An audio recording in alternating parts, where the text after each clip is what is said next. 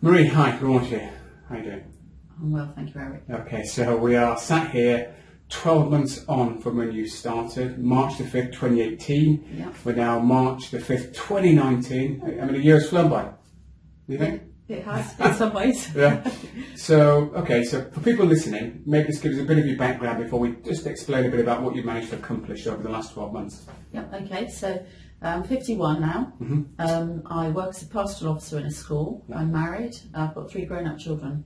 Fantastic. So let's just cast your mind back to March last year. Yes. I want to talk a little bit about where you actually first of all made the phone call, because I didn't realise you'd rung me from where you told me you'd rung me from until later on last year. So why don't we start with where you were when you made that initial call to me to ask about the programme?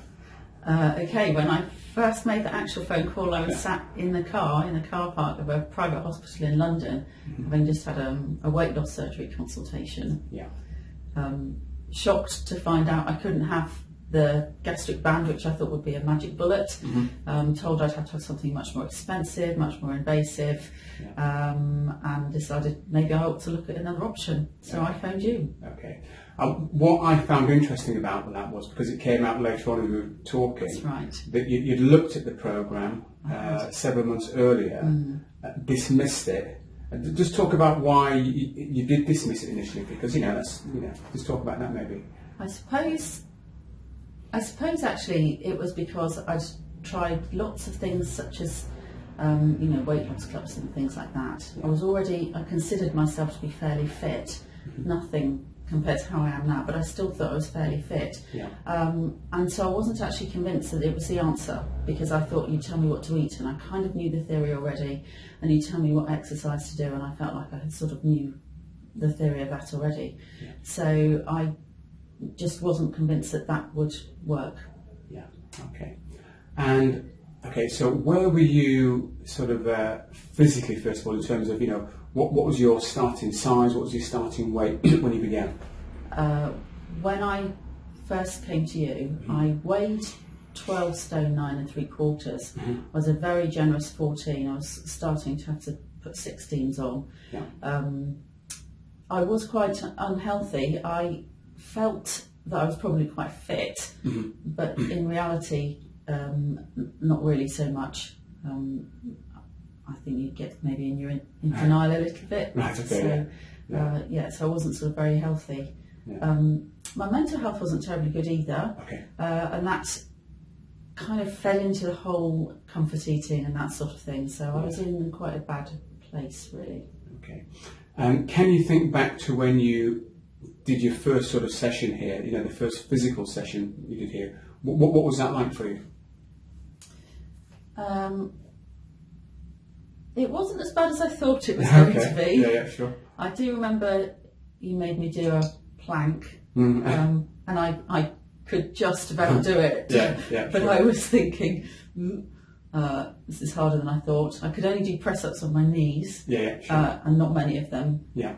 But I did feel inspired as well, because I thought, I'm going to get somewhere here. Okay, so that was really nice. Yeah.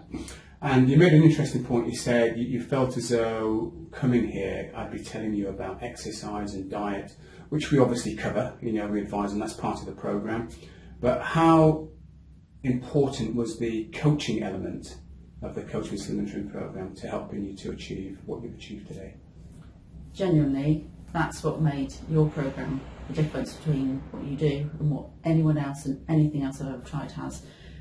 Getting into the mindset and helping me understand what's going on in my head when I'm comfort eating, and then giving me strategies to make better choices, to forgive myself.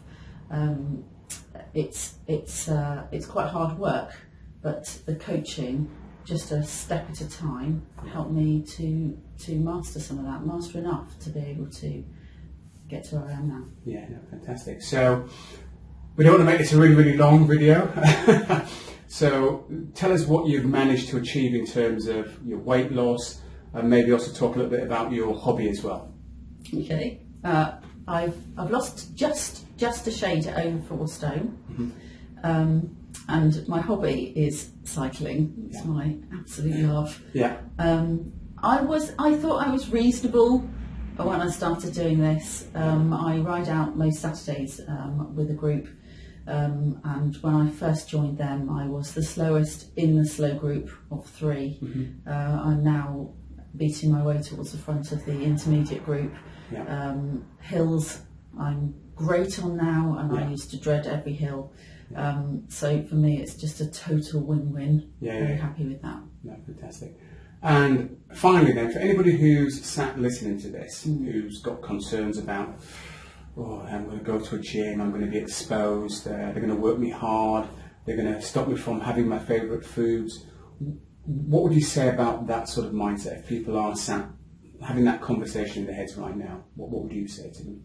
I think they need to have a conversation with you, really, rather than just assuming that's how it's going to be, because that isn't how it is. One of the big game changers for me was when you said I could still eat cheese.